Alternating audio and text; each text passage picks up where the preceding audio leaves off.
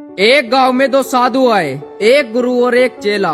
गुरुजी चेले से बोले कि तुम जाओ और गांव में से भिक्षा लेकर आओ। चेला भिक्षा लेने चला गया। वो जैसे ही घर में घुसा, उसने कहा भिक्षाम दे। अब घर में से एक बच्चा निकल कर आया और जानवरों को खिलाने वाली खल और चूरी उसकी झोली में डाल दी।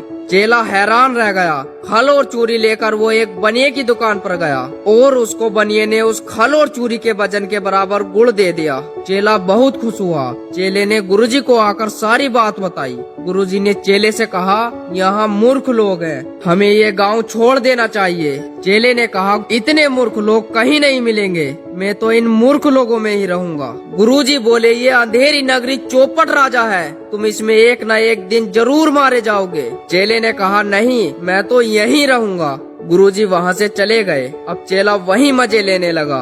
एक दिन किसी ने उसी गांव में एक लड़की के साथ दुष्कर्म कर दिया तो राजा का आदेश आया, उसे तत्काल फांसी दी जाए। फांसी देने के समय जल्लाद बोले, हम इसे फांसी नहीं दे सकते, फांसी का जो फंदा है वह बड़ा बन गया है। जल्लाद जैसे ही किसी मोटे गर्दन वाले व्यक्ति को ढूंढने निकले तो सामने से वही चेला आ रहा था। जल्लादों ने कहा, इसकी गर्दन एकदम ठीक नाप की है, इसको फांसी दे दो। चेला रोने लगा। जब राजा ने कहा, तुम्हें फांसी दी जा रही है, क्या तुम्हारी अंतिम इच्छा है? चेले ने कहा कि आसपास के 2-3 गांव में मेरे गुरुजी मिल जाएंगे, मुझे गुरुजी के अंतिम दर्शन करने हैं। राजा ने कहा, ठीक है। जब गुरुजी चेले से मिले तो चेले ने सारी बात बताई।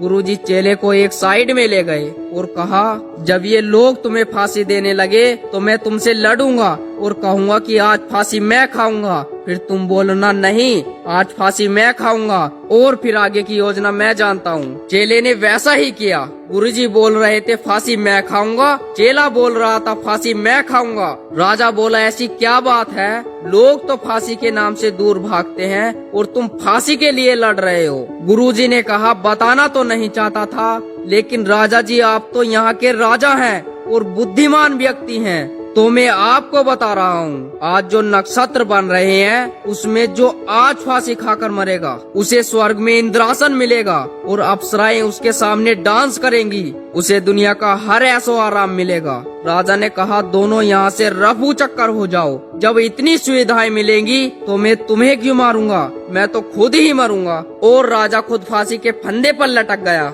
दोस्तों, इस कहानी का मतलब बस इतना ही है, जो मरखना सांड होता है उससे 100 कदम दूर रहना चाहिए, लेकिन जहाँ मूर्ख लोग हों वहाँ से हजारों कदम ही नहीं बल्कि उस गांव से ही दूर रहना चाहिए, क्योंकि वो खुद तो मरेंगे ही, आपको भी ले मरेंगे।